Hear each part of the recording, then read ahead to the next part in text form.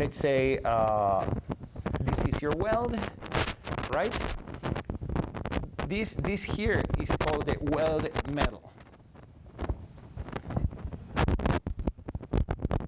This here is the substrate, and this here is the heat affected zone, right?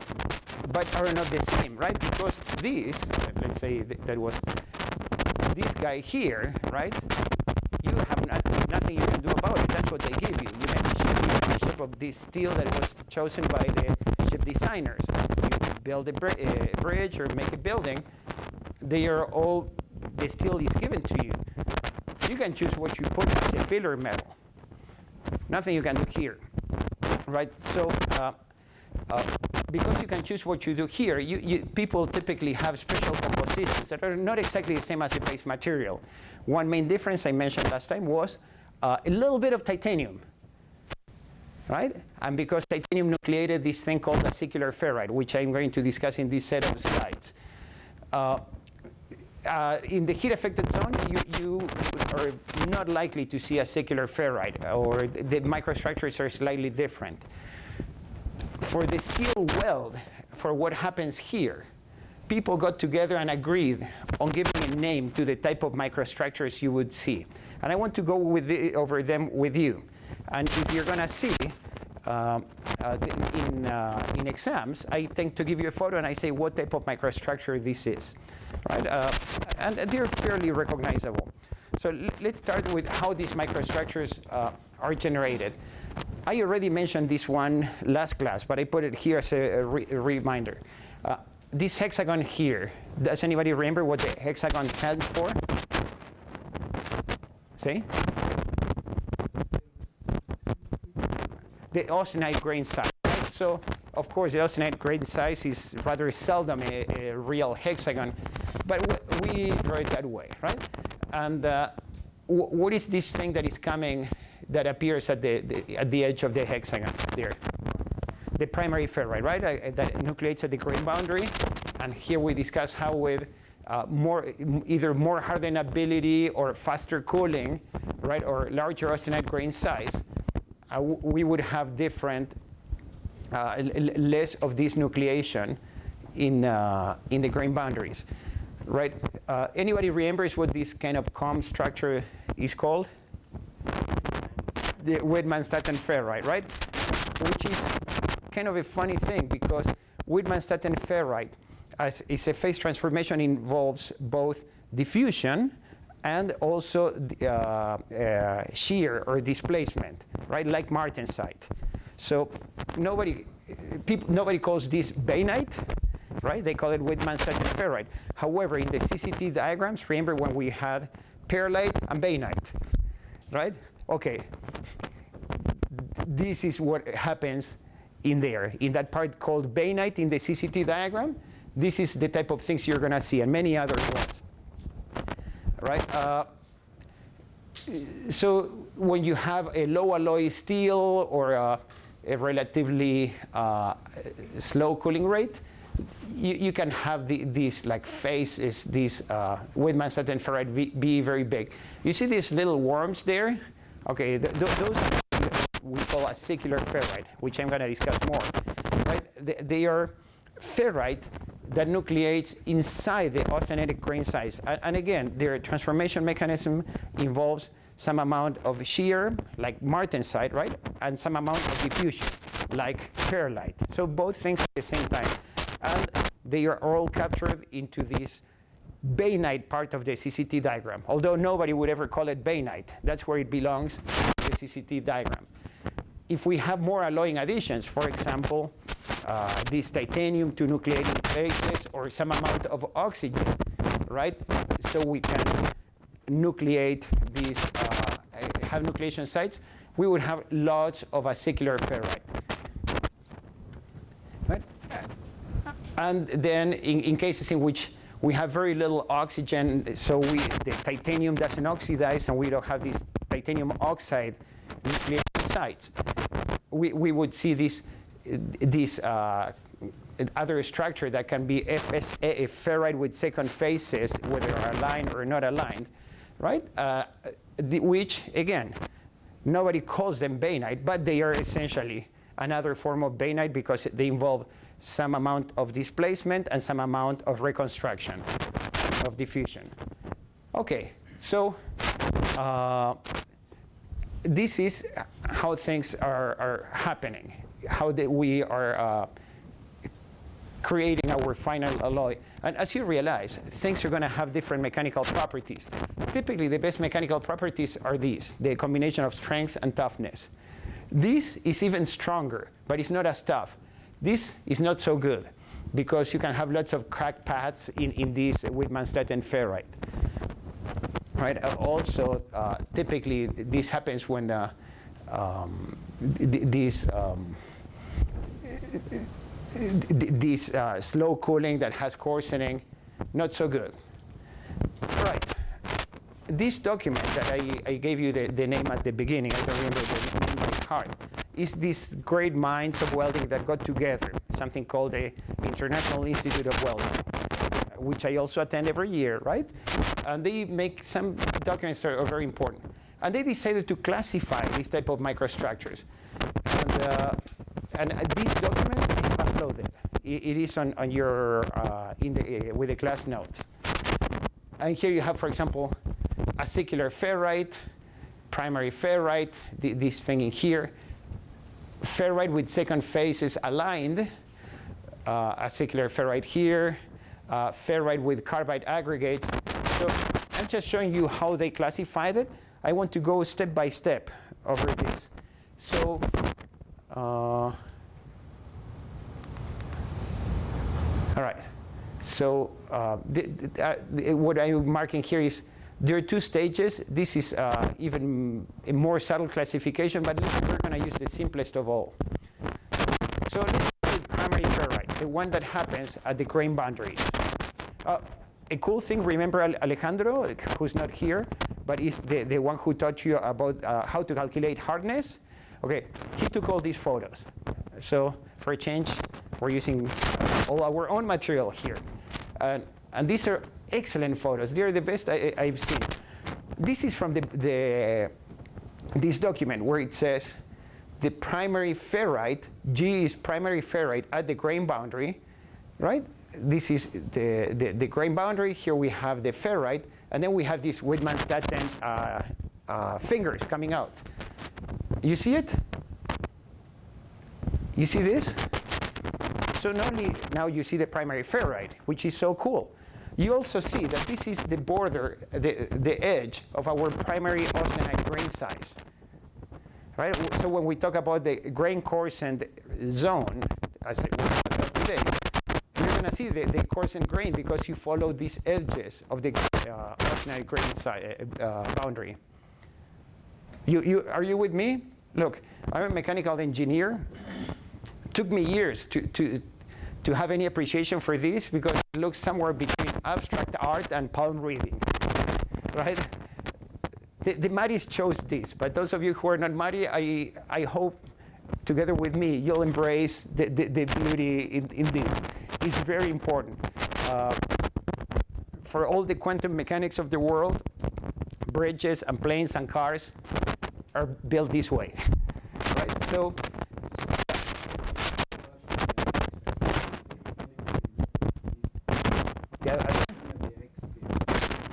Okay, let's do it. Where do you think it is? Where am I when I'm looking? Okay. Anybody wants to venture? The question is, in this super schematic diagram, where do we see this? They look so different, right? To anybody reasonable, this looks different. Metallurgists are better than reasonable.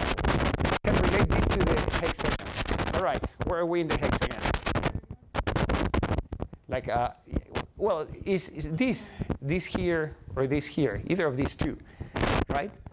So in the photo, which now, thank you for your comment or your question, because now I'm going to put the two together for next class. Our photo is something like only this part, or something like this, right? So when I look at the grain boundary in the photo, yeah, I can see the grains formed on the edges of the. Right. So let's see. remember I was pointing to a grain boundary? Essentially, it's to this line. Memorize this line. And funny enough, they're in more or less the same angle, so this is convenient. And you see the fingers of the Whitman-Stettin, and you see this kind of bulky part. So if we look here we have this edge, this edge of the hexagon, the bulky part, and then the fingers of the Whitman-Stettin, right? And if we look here, now it doesn't look like a hexagon anymore, but after you get used, you see the hexagon. You see, this is that side of the hexagon, just as it was before. And this white here is the bulky part. And this thing here, these are the fingers growing in. Right? I'm sure everybody would get an A+ by reciting about how Whitman-Stettin nucleates and grows at the grain boundary. But when you see it here, and you connect it in your brain and in your heart, the thing speaks to you, right? So you can see many things. For example, this steel with these big fingers probably had a relatively slow cooling rate, or is a low alloy steel. And I know it's a low alloy steel because we made the images, right? So how do you feel about this one? You'll have to do it in the exam.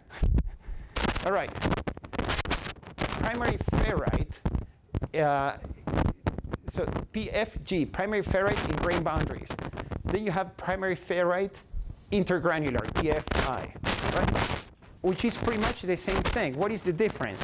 In this case, it's a big chunk of ferrite that nucleated inside the austenite grain. Many things could be the reason, right? But one of those could be there was some sort of oxide or inclusion. Phase transformation typically happen at edges. For example, if you have a glass of champagne, the bubbles come from the touching the glass. They don't come out of nowhere, right? It's because nucleating the bubble is more favorable in the champagne glass interface, right? And the same with transformation. So typically, this would be associated with some sort of crystalline defect, where it's an inclusion, a precipitate, or something like that. And in this case, it looks square. Doesn't need to always be square, right? But this is also a transformation that is reconstructive, no displacement. So it's pretty much the same as the PFG, right? That's what matters. This belongs, remember the CCT. See, everything comes together. That's the thing about welding. Every time you're happy that you learned something, you better keep the happiness because you'll need it. You cannot forget it and move on to the next. Remember when we did the CCTs, that the CCTs were something like this?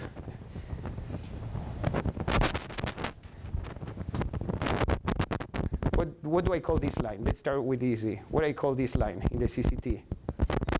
This is the MS, right? And so this is temperature, this is time in log scale, right? And okay, something like this. What is this? I'm talking about steels in this case, right? But this is a primary ferrite. This is this. And for those of you who are at the pound reading, you see the grain of the austenite grain size here? Kind of, you need to have imagination to see how it keeps going. Here I see another austenite grain size. So this is not mathematics. If you ask me exactly how it goes, right in here, I'll be at a loss. But I would say this is kind of one big chunk of austenite grain, right? Now the class is funny. Half of you are mad and say, of course. And the other half of you saying, what are you trying to sell? This cannot possibly be true. But again, people make planes and trains and bridges this way. So there has to be a method to it, right? This nucleated inside. This, same as this, or this. Everything comes together. It's so awesome. Okay, so for example, if you see this, can I have this cooling rate? No, because you see primary ferrite. I should have this cooling rate, right? You can say so much. You can say so much, so much. With a little bit of knowledge, you don't need to be super metallurgist to do this. Just follow this, and then there are a million other alloys of which people are specialists. All right, acicular ferrite.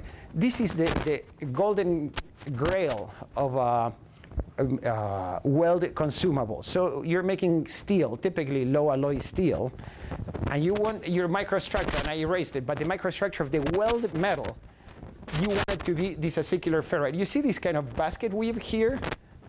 This kind of a crisscross kind of thing here. See, yeah? Okay. I don't know if you ever paid attention, but in the spring when the ice starts to melt, when it's halfway molten, have you ever seen that you have these needles of ice that are interlocked? Have you ever seen it? Have you ever picked them up? Okay, do it this spring. When you go, you have these sheets of like these puddles of icy water that they have all these needles, and you pick it up and the ice bends. But you're not used to seeing ice bending, right? Because ice actually cracks. What happens is when you have this basket weave of needles, just like acicular ferrite, it bends instead of breaking. Now, who cares about that for ice? I don't know, maybe the Eskimos, I don't know. But for steel, you care a lot because that's what makes the steel tough, right? That's what makes the steel bending instead of shattering. So this acicular ferrite is a super big deal. Of course, as you go into higher and higher and higher strengths, that's not enough. And you go to what people call bayonetic structures, but they are in reality this FSA, right, which I'm going to discuss next, right? So here you have this acicular ferrite, and the telltale sign is the crisscross. You see how it goes? This is a tough structure. More acicular ferrite means a better weld material. The reason you have acicular ferrite, although there is some amount of debate, most people would agree that the acicular ferrite nucleates on inclusions. A huge candidate is titanium oxide, TiO2.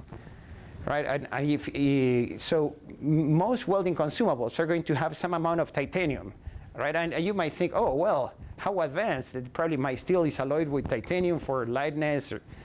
No, so the titanium oxidizes, and this very fine dispersion of titanium oxide, but I'm talking about very, very fine, like submicron, far submicron, acts as a nucleation site for these needles of ferrite, right? And I'm talking about titanium oxide, right? So if I weld some materials and I have it too pure of an atmosphere, sometimes I don't have enough oxygen to oxidize the titanium and create these nucleation sites. Titanium in solution does nothing, but titanium with oxygen gives you like a little particle of oxide, right? So it's super interesting. So pay attention. You're going to see like a titanium appearing here and there when we discuss welding metallurgy. So FSA, I mentioned this to you before. This is ferrite with second phase, right? White is ferrite, black, whatever the second phase is, but typically is carbide, right? The cementite, and it is aligned, right? This is, again, all this belongs, this part here, right? Especially up here. This is what the CCT diagram calls bainite, right? But none of these phases is called bainite. Isn't that funny? But all these phases, other than primary ferrite, PFG, and PFI, all these phases are here, right? Are what is called bainite, right? And this is easy to tell, right? If it is coarse, it's bad for toughness. Again, because you can have a crack propagating that way. If it is fine, it might be what people call a bayonetic microstructure. In that case, they call it bayonetic microstructure, right? But if it is fine and is strong, not as tough, but it can be very strong. Next, FSNA. And we have the FSNA in some parts. You see this part here is this one here, right? And you see how it's white with like black spots? Same as before. Now it's not aligned, right? And it takes you a while to, you cannot define this mathematically, right? But it takes you a while to figure it out, how to distinguish this from the acicular ferrite you might find elsewhere, right? For example, here. And by the way, something funny, for those of you who say, I'm never going to get this right, some things are very clear, and you would get them right. We have chosen things for which there is no argument. But some things fall just in between, and the experts don't agree. So let me tell you a funny story. I don't have a slide to show you, but this genius guy in the lab, and this guy together with Ale, the guy who taught you, we all got together, and this genius computer guy wrote an artificial intelligence program, and we showed the program a lot of these images.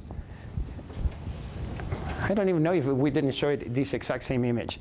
And then we tell them, okay, this is FSA, this is FSNA, this is PF, all that, with 3 or 4. I would imagine the artificial intelligence program started to recognize this on its own. It's incredible. Except the funny thing, sometimes the artificial intelligence program would mark something in a way we are not sure. Then we say, what's happening here with the program? And then we cannot agree among ourselves, right? So something we learned through this exercise on artificial intelligence is, one is I hope we have a startup. That's the number one thing. But number two is that how do we want to train a computer if we don't agree ourselves into the details? Nobody's going to disagree that this is FSA.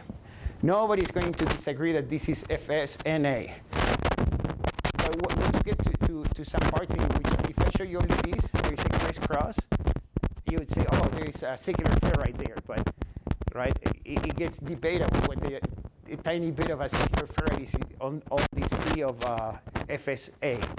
Right? So metallurgy, when I made an analogy with palm reading, it's kind of a good analogy because sometimes you see what you want to see, right? So metallurgists very often will give you ask them a question, they start telling you something and they look at your face and then they start adjusting the answer according to your face. What are you gonna do? They get paid better than palm readers, so I guess they should be even better at that. So FC, this is ferrite carbide aggregates. For example, perlite. So you would write FCP, right? And in this case, you see these black blotches. In reality, if nobody tells you anything, you have no idea what those black blotches are. But if you know this is a structural steel, you would know this is perlite because it should be perlite. And that's another funny thing of metallurgy. Very often, you call things not for what the evidence tells you, but for what it should be. And again, that's the way we make bridges and planes and cars and all those things. So in this case, I have no doubt that this is ferrite. This is actually part of a heat-affected zone that I'm going to show you another photos later. But this is the tempered heat-affected zone. So these black things are porcelain perlite, the original material. That I know, right? But I know it from experience, right? If you tell me, are you sure? I would say, well, it has to be perlite. But I cannot distinguish it with this optical micrograph. So this is one of the challenges of metallurgy, that you, of course, you have to react to what you see, but also you have to fill in so many gaps, which most of the time you feel right, but not always. Just take the fall and keep going, right? So in this case, these parts here, these are ferrite and cementite aggregates. This black is ferrite, I know, so we call it FCP. All right. And then martensite. This looks different than anything else, right? You should be able to recognize martensite. you see that it looks like the frost on a window, right? That doesn't look like when the windows freeze in the deep winter, right? So you don't see these. You don't see these. You don't see these primary ferrite. You don't see these ferrite and carbides aligned. Should I have carbides in fresh martensite? No, right? That's the whole point of martensite. Like it turned into martensite because it couldn't spit out the carbides, right? And if I temper the martensite, yes, of course. What is the crystal structure of tempered martensite? BCC, right? And what is the crystal structure of martensite with fresh martensite? BCT, right? And so it's kind of funny. So now tell me this. What is the crystal structure of ferrite? What is the difference with martensite?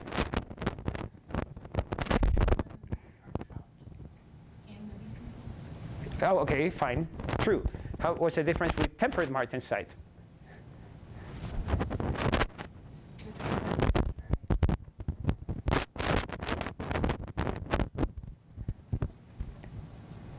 Right. So it's a funny thing about metallurgy again. Like we call martensite two things at the same time. We call martensite the product of a martensitic transformation. That is, when we shear without diffusion, right? That's a martensitic transformation that happens even in alloys without carbon. Happens in titanium, happens in some steels that have no carbon. For example, the P91, I think, has very little carbon and then shears. I should check on that. But and then that's the product of that transformation. But also, we call martensite to the BCT in which you have all these carbon retained, right? And when we temper it, right, we call it tempered martensite. And it's true, but it's a microstructure of tempered martensite. But in reality, it's ferrite plus carbides. But the carbides are very fine, right? So our notation, the way we speak, is kind of confusing to some extent. I don't know, maybe metallurgists do it so they get paid more by confusing everybody else. So this is fresh martensite here, right? No carbides, looks like the frost on the window. So can this be the cooling rate for the CCT of this material? Can this be the cooling rate for this microstructure? No, right? It should be coming, I should miss the nose here, right? You see, everything comes together. Everything comes together. And these formulas we gave you on Tuesday tell you, for a given composition of steel, what the hardness of this martensite is going to be. Some of the formulas also tell you how much martensite you're going to have and how much of these other phases you're going to have. Right? They call them bainite. But by now we know that bainite doesn't mean much. It could be AF, FSA, it can be a bunch of things. And based on that, you can estimate, okay, my final hardness is going to be a combination of the hardness of the martensite with the hardness of these other bainitic structures. Sometimes you can account even for the primary ferrite. Are we more or less good with this? All right. Okay. Good enough. In what I have uploaded for you, there are all these parts in which they talk about how to identify them. But look at all the exams. Any questions about identifying microstructures in the weld metal of steels? Yeah?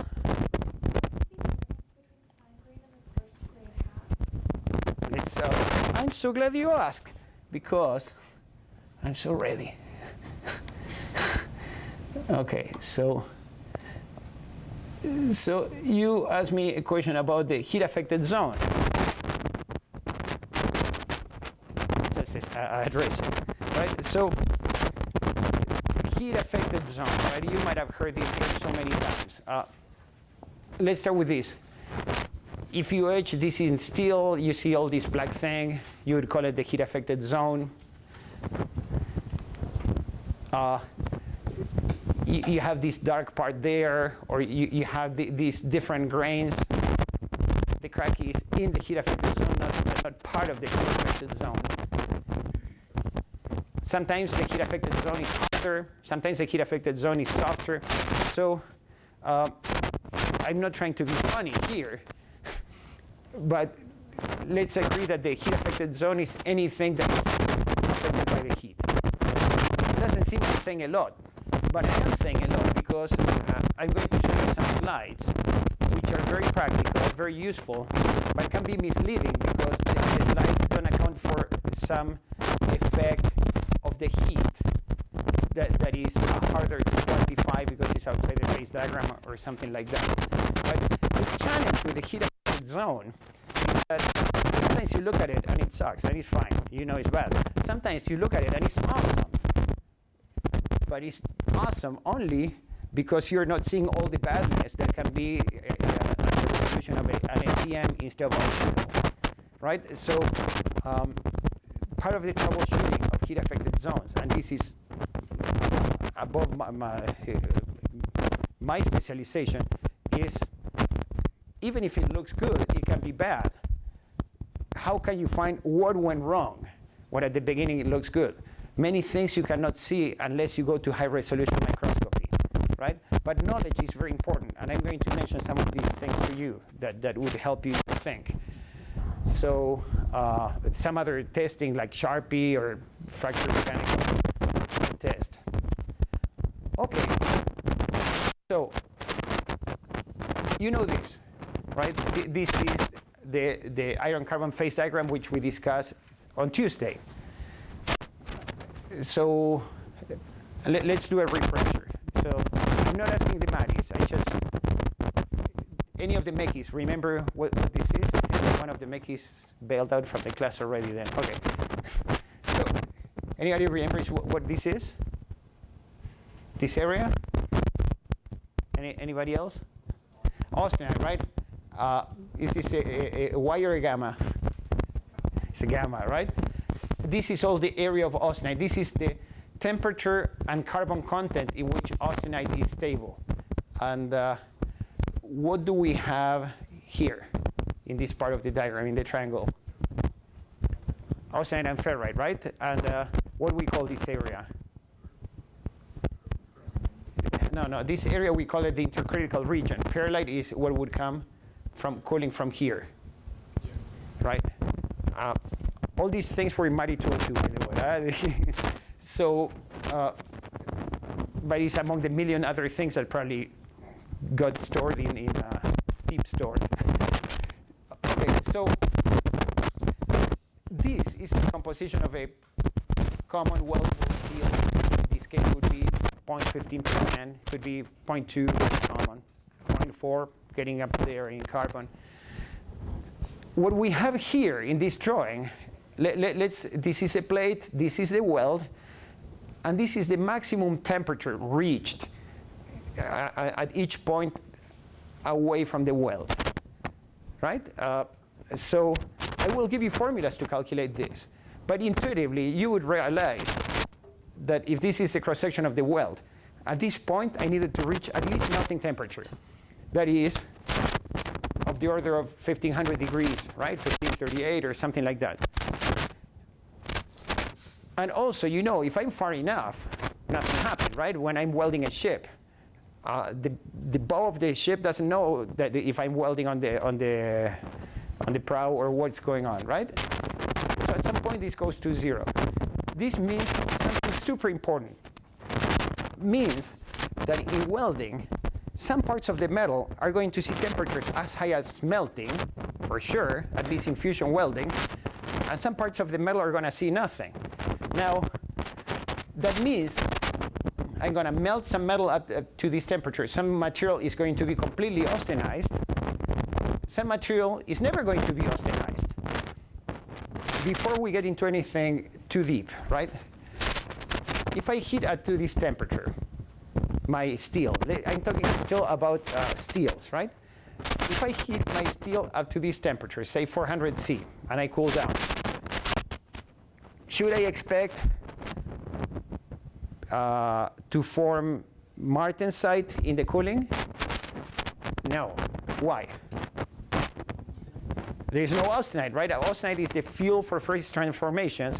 So if I don't reach, if I don't cross this line here, I'm getting no fuel, right? Okay. And of course, some metallurgists would say, well, but this retained austenite. Okay, let's forget about all that. Those are subtleties. It's going to drive us crazy. But for the most part, nothing's going to happen, right? If I reach here, can I have martensite or bainite or anything else? Yes, right? Because during cooling, it will depend on the cooling rate, right? Because once I reach here, then I would cool down depending on the cooling rate what I'm going to have. Here, it's going to get funny because I'm going to have half austenite and half ferrite, something like that. When I cool down, the ferrite, nothing happens. The austenite, things can happen, right? This is the intercritical region. So traditional, people divide the heat-affected zone in these zones we have here. So let's start with the easy. If we're far enough from the material, nothing happened, right? The unaffected base material, that's okay. If I'm inside what melted, that's a weld, right? That's what we call the weld metal, and we're happy with that. That's easy too. Let's go to another one. This one, right? This line here tells me that everything is going to turn into austenite, right? Anything that is closer to the weld reach full austenization, right? Therefore, I can have a bunch of things. I can have bainite, I can have martensite, I can have many things. And this part here, this is the partially transformed zone or intercritical, whatever I want to call it. Let's get into subtleties now. Remember when I told you, let's define heat-affected zone as anything that is affected by the heat. Sounds like I'm trying to be funny, but I think I can do better than that if I wanted to be funny. What happens is that even down here, in which we would not expect a phase transformation, if we approach this temperature here that is high, although there is no thermodynamic reasons to have like big changes, there will be things like coarsening of the perlite. There is going to be stress relief, right? There are many things of tempering. You can have temper embrittlement, right? When I told you things can be horribly bad, but you don't see them. If you have temper embrittlement, you don't see it in the microscope. You have to go to the SEM, you have to go way deeper. And that would be happening at these temperatures here, this part of the heat-affected zone that is not so clearly seen. In the pure austenite region, people split it in two parts. One is the grain growth zone, it says here, but it's what people call the coarse grain zone, and one that is the fine grain zone. Why can anybody tell me? Why would I call them that way? Why would I divide them? Or why is, yeah? Because Yeah. I don't know which one you're pointing at. Because I'm pointing to, yeah. the fine grain zone is much, much noticeably smaller than the coarse. But that is true, but that's kind of an easy answer, right? Because the fine zone, it better be fine, right? Right. Different cooling rates? Okay, good point. You're talking about different cooling rates. This is super important, and it's something I ask in the exams. In the heat-affected zone of welding, in almost always, there will be exceptions, but almost always, the cooling rate of the weld material and the heat-affected zone is the same. So these different microstructures I'm going to show you are not the product of different cooling rates, are the product of the different peak temperatures. Hiro, you wanted to suggest something? Actually, I try to say different cooling rates, so yeah. Right, okay. So this is something that I actually, you would know. What happens here is at high temperatures, I can have coarsening. At lower temperatures, I don't have coarsening. At low temperatures, I transform my ferrite into austenite. and this austenite with higher temperatures or higher times is going to coarsen. So this is what people call the fine-grained zone. And this other part is the part where the austenite coarsen, and you have the coarse-grained zone. So if you remember, when last class we discussed CCTs, and I discussed the microstructures associated with CCTs. I have one CCT that had actually two CCTs on it, one in dashed lines and one continuous line, right? One corresponded, and they corresponded to two different prior austenite grain sizes. So this is the interesting thing, and by the time we can wrap our head around the CCTs, the CCT here is different than the CCT here, right? You have a question? You mentioned that smaller grain size is more brittle, right?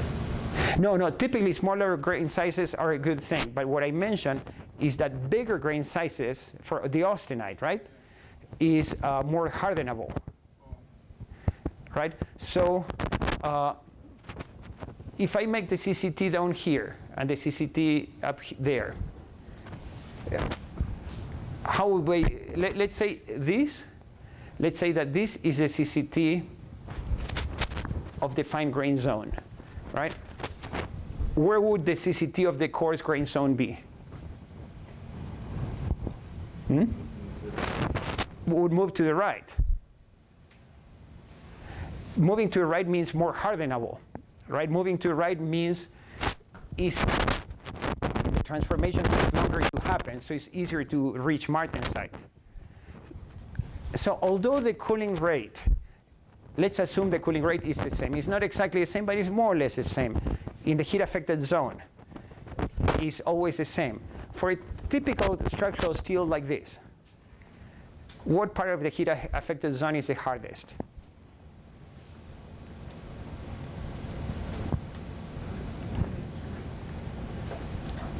The coarse grain heat-affected zone, because it's a more hardenable, right? The other parts might end up having less and less martensite, right? That's typically the case. Of course, modern pipeline steels have different behavior, but I'm talking about the very, very basic here. All right, so we're going to have a whole class on temperature in welding. But in this schematic, what I want to show you is how at different times we have from all the heat concentrated on the weld bead, and then the heat starts to distribute out, right? And here we would have at different points. Imagine we were to put thermocouples at different distances from the weld. The one that is very near would reach melting. As I go a little bit farther, gets to a peak and then comes down, goes farther, another peak and comes down, right? So if I were to put thermocouples at different points, I would see different temperature histories. The cooling rate is going to be more or less the same. In this case, it's exaggerated, but the heat-affected zone is all like very relatively narrow, right? But the peak is very different. So this issue of peak temperature is what defines the heat-affected zone. Anyway, we already discussed this. This is a photo that Alejandro took. That is an amazing photo of the heat-affected zone. Again, let's get into palm reading. I'm going to get my crystal ball here, right, and tell you how this speaks to you, right? This is a base metal. And this, in reality, is a single micrograph that is very, very long, but the screen is not wide enough. This part here goes to the right of this other one. This is a base metal.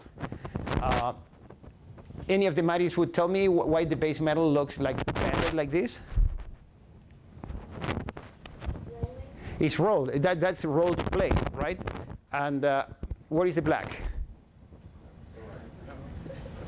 Perlite. The black is perlite. The white is primary ferrite, right? And this is rolled. And the reason why it looks banded, right, is because segregation of manganese and a bunch of things make it, the phase transformation happen along these lines, right? Okay, this is the base metal. This is the tempered zone, which I'm going to show you in more detail. You see, it doesn't look all that different. But when we look at more magnification, we get to see how the perlite here is getting coarsened. This part here right? And by the way, this is not so trivial to identify just from the micrograph, right? But this is the intercritical heat-affected zone. That is the part in which the peak temperature reach some amount of austenite, but not full austenization. Then fine-grained heat-affected zone. That is the part in which it went full austenization, but the austenite nucleated, didn't have time to grow, and it cooled down again. And then the coarse-grained heat-affected zone. You get to see that here looks like bigger tiles than here, right? What you're seeing here, these features, you see these kind of coarse features compared with this. This is the prior austenite grain size, what you're seeing. When we look at it in the microscope, as I'm going to show you with a higher magnification, you see that this gray actually has lots of fine features, and that's one of the reasons it's so hard. And here it's not so easy to see. You see the fusion line, and then inside it, you see the weld metal. That you can typically tell the weld metal because of this acicular ferrite microstructure. But the base metal, that seldom has acicular ferrite because you're not nucleating from the liquid, right? You're not nucleating the acicular ferrite in the titanium inclusions because you didn't put the titanium in the base metal. You can't. You can put it only in the part you made. All right, unaffected base metal. Here we have this kind of equiaxed ferrite grain size. Here we have a big chunk of perlite, right? This looks like perlite to you. You see this black and white kind of fingerprint type of microstructure. In this case, the resolution is not good enough. All of this looks just like this part here. What happened is here is kind of coarse, and here is too fine to resolve. So this one, I can tell you, is perlite the way it looks. This one, I just see black, but I'm going to call it perlite because it's what it should be, right? OK, this is the base metal. A36 steel, that's what you use for making buildings, for example.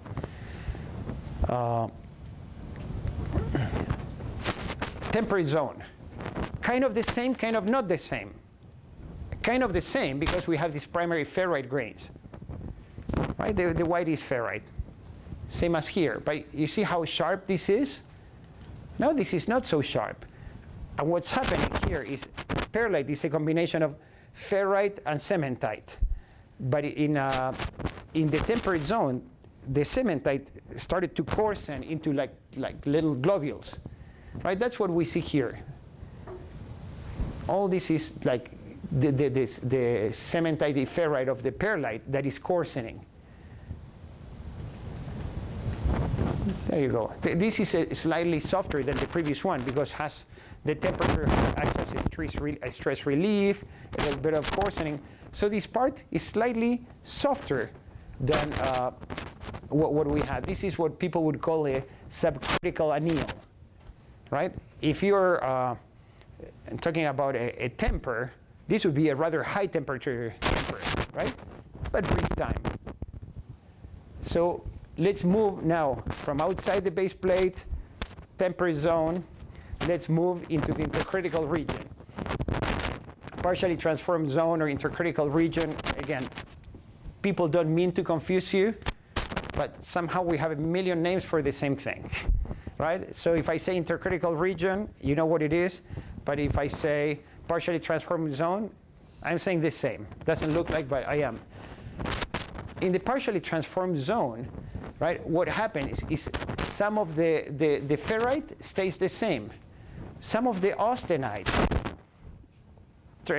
some of the other ferrite, like for example, where perlite was, what used to be perlite, becomes austenite, and then when it cools down, right, it cools down again like as a mixture of ferrite and cementite.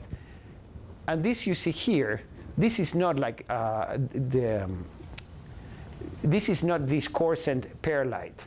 What you see here, right, is some ferrite, some primary ferrite that nucleated during cooling from the austenite. This is primary ferrite, and then some residual perlite here and carbides.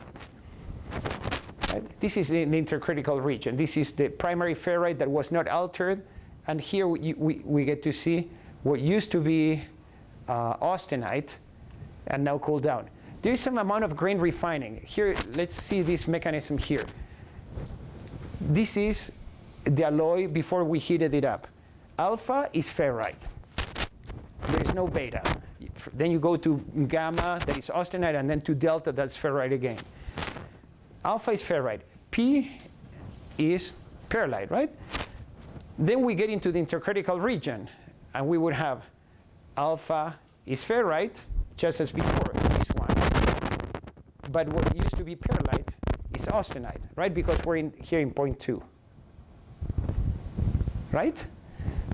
And there might be some redistribution of carbon, some things that in which the austenite might give you might have some redistribution of carbon, as the austenite can give a little bit of carbon to the ferrite that absorbs more now.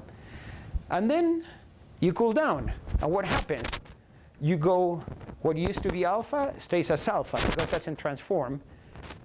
What was perlite goes to austenite and transforms back into this mixture of ferrite, primary ferrite, and perlite. You see? This thing here is what you see there. This thing speaks to you, right? And of course, the amount of ferrite, in this case, it gets a little bit reduced during the transformation, and it makes up with this ferrite we have there. Super interesting. All this goes together with the phase diagram, with the CCT diagram, right? All those things we have discussed. So now the hardness starts to increase because we have a relatively fine structure here. It's not tempered anymore. It's not stress relief. We start to have some transformations. Grain refined zone. In the grain refined zone is when we reach full austenization. I mentioned to you when we discussed the iron-carbon phase diagram, we have the A1, that is the temperature at which we start getting the first austenite, and A3 at which we have all austenite. So this is just above the A3, just above when thermodynamics tells us we would have all austenite. And then we reach that, and then we cool down very quickly. And what do we see? This little austenite, in cooling down, transform back into all these primary ferrite. These very fine primary ferrite grains, and some amount of perlite or whatever other phase that is a mixture of ferrite and carbides that would come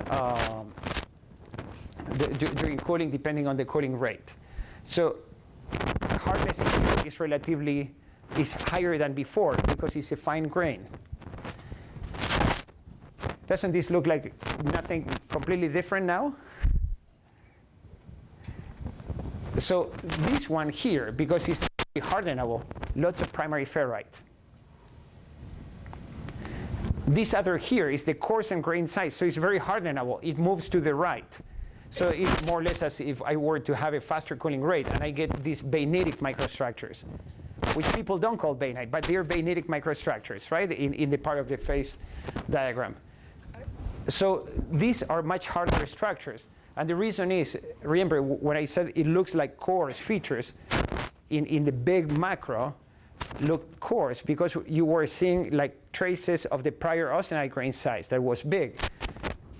But these features here, you get to see the FSA, you get to see some acicular ferrite, you get to see some FSNA here, right? All these things we have discussed before, right? And this is typically the highest part of the heat-affected zone. Typically in structural steels. Pipeline steels have different behavior, and we can discuss about all those things. But I don't want to confuse you with subtleties right now, right? This looks very much like the weld metal, right?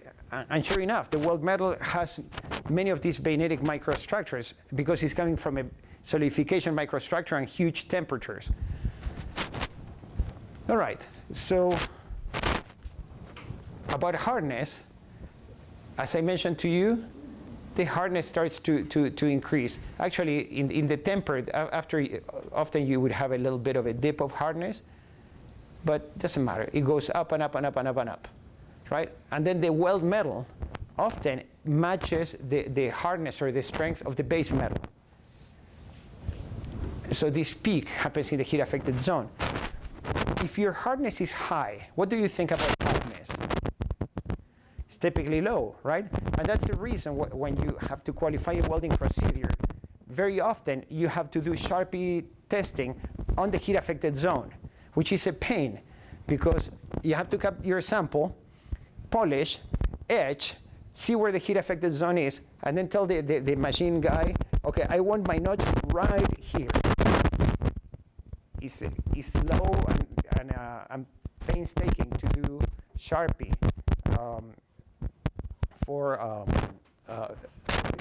for qualification of weld procedures. This grain size here, okay, this is confusing. So the grain size here is a ferritic grain size, right? Is the grain size we got to see in the rolled plate. The size gets smaller as we get into the intercritical region. And we said that in addition of the primary ferrite, we have this mixture of primary ferrite and perlite that is small. Then we have the fine grain heat-affected zone in which the austenite was tiny and then turns back into ferrite, and because it's not very hardenable, goes back into ferrite and perlite or something that is fine. Now, you see this thing that goes up here? Up to here, we were talking about the grain size of the ferrite. This big grain size that you're talking about is the prior austenite grain size. Because in here, what ferrite grain size are you talking about? Right? Very difficult. So what they are talking about as the big grain here, they're talking about the prior austenite grain size. Right? So if you see here, you'd say, oh, you see here things like this, the big grain, right? But in reality, this big grain here has this type of microstructure, which is actually pretty fine for the ferrite, right? This bainitic microstructure.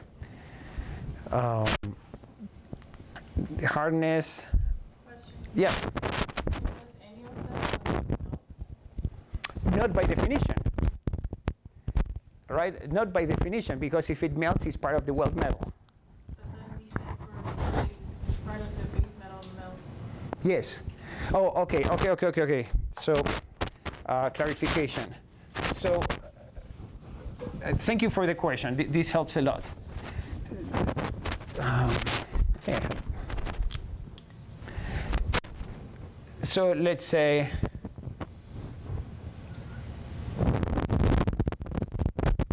what type of joint preparation? A V group, right?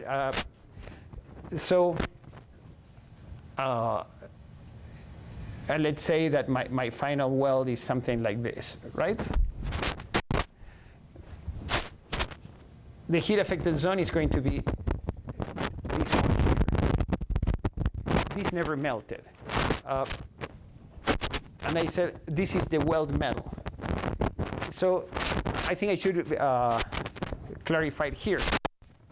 Yes, this is called the weld metal and comes mostly from your electrode.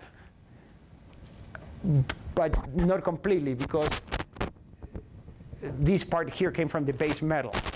So this molten base metal is what we are going to call the weld metal, right? All together. Right? And so does that help clarify? So when I talk about weld metal, that means what was molten and then became solid, regardless where it came from. While we talk about this, I think I'm going to show you later, but I give you a heads up. There is something called dilution, right? So if this is, I put some amount of electrode here, but I'm diluting some amount of base metal.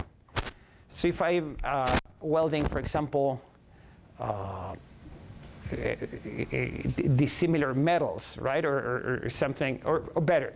If I'm making an overlay of chromium carbide that has lots of chromium, right, and it's very important, this amount of base metal that I dissolve is ruining my business, because the base metal typically has close to 0 chromium.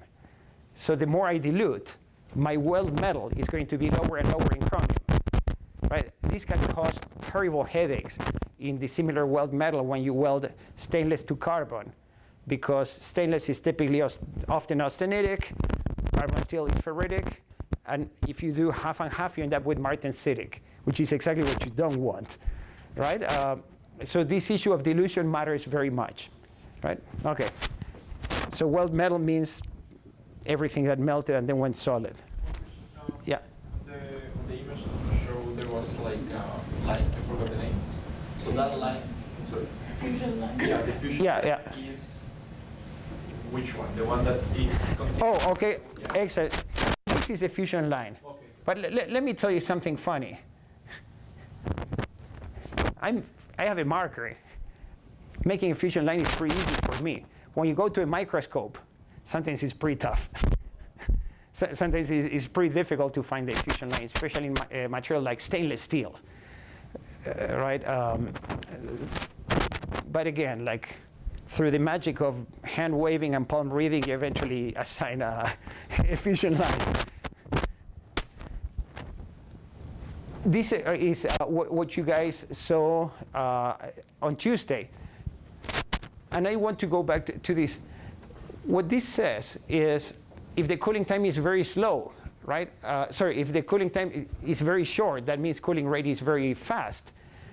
You'd have very high hardness because it's the hardness of pure martensite, right? And if your cooling rate is very slow, right? And in this case, we're talking about slow as to be this bainitic type of structures, whether it's FSA or AF, whatever it is. But we also have another plateau.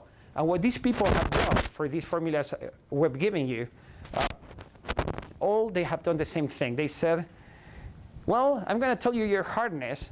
I know what the hardness of the hardest is, martensite. I know what the softest is. And I'm going to give you some sort of weighted average depending on your cooling rate. But that's money. That's predictions that would be extremely difficult to do otherwise. I use them. And so, okay, these are the blending formulas and stuff.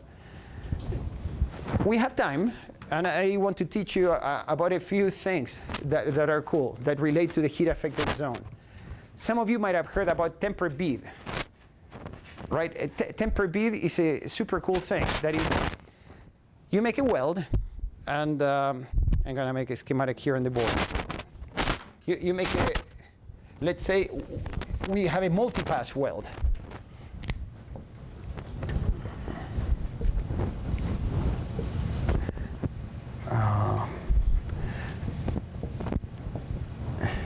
Right. So let's say I make this weld here. And for those things of life, my combination of process parameters and heat transfer and material says this is going to end up being super hard, right? You don't want it so super hard. There are many things you can do. You can increase your preheat. You can do post-weld heat treatment. You can try to choose different filler materials, so many things. But one of the things you can do is say, OK, I'm going to do my next weld here such that the heat that emanates from this weld I just made, the heat-affected zone, is going to temper all this part here. That's what is called tempered bead. It's an awesome thing. Now, it's kind of tricky, because if this weld is done too fast or too slow, I over-temper or under-temper, I can cause problems. And welders very often don't like that, because you have to move at this concrete speed. You see this penetration of this penetration of heat. I'm going to give you formulas to calculate this penetration of heat. And I still don't fully understand the temper phenomenon, but Xiao, you're going to be looking into formulas for temper. The future of welding depends on you. At the very least, the guys next year are going to be depending on those formulas you find. So I gave you a lot of formulas for hardness last class. I'll give you lots of formulas for cooling rate later down the semester. And if you come next year, I'll give you some formulas for the temper. And then we'll be like so styling. It'll be awesome. Right? That's temper bead. And of course, it gets done in multi-pass welds. And means using welding to induce a temper heat treatment in the previous beads. In some cases, people do kind of crazy things. For example, you do this weld, right? And you do this. You want your weld to finish here at the right hardness. How do you temper the last bead? Right? It's kind of a... Say? Yeah, but you're trying to avoid the heat treatment, right? I'll tell you what many people do. It's kind of funny and gets you into a welding point of view. You just weld on top, which tempers it, and then you grind it. Really? But sounds silly. But if you have the welding machine and the electrode, what is best? Just to put some electrode, and you have the grinder too, right? Do that, or just go to a heat treatment shop. I just want to know, is that in order to reduce the cooling rate? Like. Okay, no. Temper bead doesn't affect the cooling rate. The cooling rate is given by the process parameters, and we'll see this in lots of details, right? Process parameters and preheat, and of course the material properties and the thickness of the plate. That gives you the cooling rate.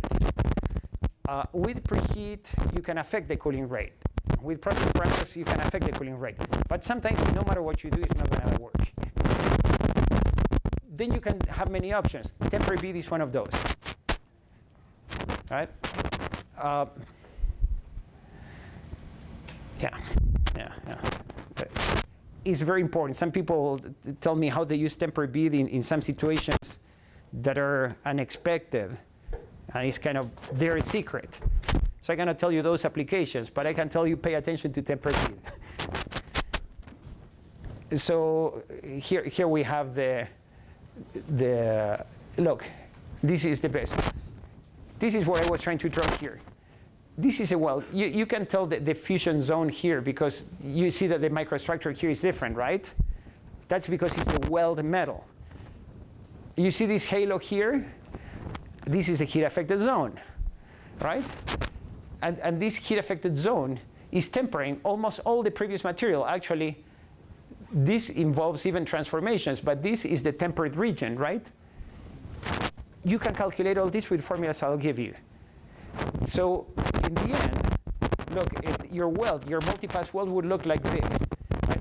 This is your weld, and you can see here like the different passes, right? And this is a hardness map of it. We have a machine to do this in our lab too. And, so you leave the machine running overnight because it has to do about 1,000 indentations automatically. And what you get to see, red is hard. Yellow and green is not so hard. You see all this yellow and green here? This is a result of tempering, bead tempering, right? Are you surprised that this is all red? No, this is where we come with the grinding, the grinder. Right? So I don't know now. This is a scientific paper. I don't know if this was a good or a bad tempered bead, because in the end they still have hard spots. And if you do Sharpie, it depends on where you cut the notch. It might be an awesome Sharpie or a horrible Sharpie. And you start to get to see why you have to do so many Sharpies to start getting reliable data.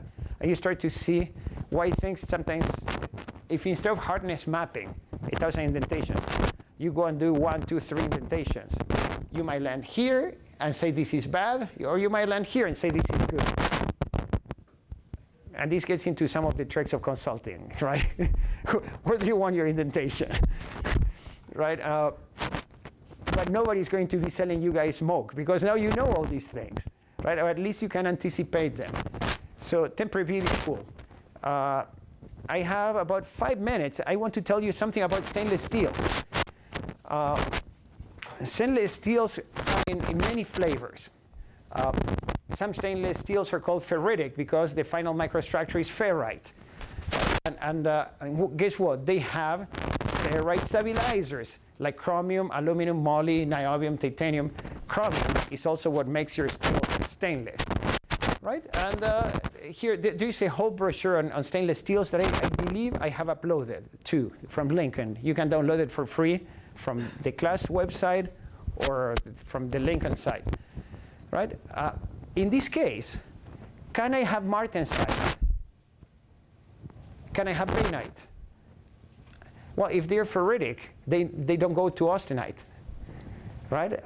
If I have no austenite, I don't have fuel for transformation. So the challenge with these ones is that the ferrite can coarsen, right? The ferrite can get bigger and bigger and bigger. And it's not like during cooling it transforms from the austenite gets big and then it transforms into something else. In this case, the ferrite gets big and that's it. You can have austenitic. These are the fork you use to eat today. That's typically stainless steel, a 10% chromium, 8% nickel, right? This is a very common, and of course, when you get into subtleties, there is pixie dust, so there is a whole world of austenitic stainless steels. But these are very common. I guess what they have? They have nickel, that is an austenite stabilizer. They can have manganese. They can have carbon, right? But you have to be careful with the carbon because carbon and chromium like to combine. And once you have chromium carbide, you don't have a stainless anymore, right? 304, 308, 316, all those are the very commonly used austenitic stainless steels in the food industry, in many applications. Problems you can have in austenitic is sensitization and hot cracking. Let's discuss sensitization.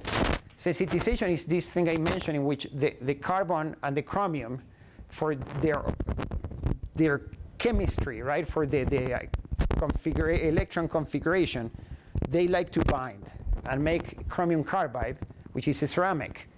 And this, as I mentioned to you, this type of transformations like to happen in grain boundaries because it's where it's more favorable to the energy of transformation. And you would have what people call a decoration, which has nothing pretty, by the way, but it's called a decoration of the grain boundaries. This is a schematic, but this is a photo. You see, this is what a grain boundary should look like. You see this almost imperceptible line? Here you see it as if you came with like Trump's Sharpies and you put the thick black line. Not good. Not good. So I'll tell you two things. Number one, all the chromium that is here is not there. It diffused out. Number two, so this is going to corrode pretty badly, have intergranular corrosion. Number two, toughness is going to suck because you have all these cut along the dotted lines, carbides, to break. So guess what? You don't want to sensitize the stainless steels. Here's some more. This is an interesting thing. Here we have kind of a CCD diagram for sensitization. Next year, I'm going to ask one of the projects to do sensitization of stainless because there's lots of information about this, which we haven't summarized yet very well for this class. But the bottom line is that there is something like a C-curve for sensitization. That is a transformation, not into bainitic things, a transformation from carbon and chromium in solution, transforming into carbon and chromium as carbides. And you want to transform so fast that you never cut this line. If you transform so slow, you can cut this line. So guess what? High heat input gives me slow cooling rate. I can cut into this nose of chromium carbides. High preheat gives me slower cooling. I can cut through this nose. and it's a very bad thing. So if I make a weld, for example, a root pass in a stainless steel pipe, I will, at some point, right, if I'm too hot, right, some of these might cut and cause some sensitization. When I do the second pass, right, in stainless steels, they call that the cold pass. Do you remember the hot pass in carbon steels? But in stainless, they call it the cold pass. And the reason is that if you were to make a hot pass, you might sensitize everything previously. Even worse, you might sensitize, if this is a pipe, right, the fluid goes inside the pipe, on this side of the pipe. If you sensitize this part, life is going to be very bad because you have ruined the one very important, the corrosive fluid. So you do what is called a cold pass, and then you keep welding, and you might, some amount of sensitization is unavoidable, right? But you want to minimize it. And you want to especially minimize sensitization in what is in contact with your fluid, right? So funny, right? Pipeline steel, hard pass. Stainless steel, cold pass. But you know why? It's not magic. So let's stop here, and we'll pick up on next class on Tuesday. All right? Today we have no seminar. The people in CME have a what is that? A D.B. Robinson seminar. All right. Have a great weekend.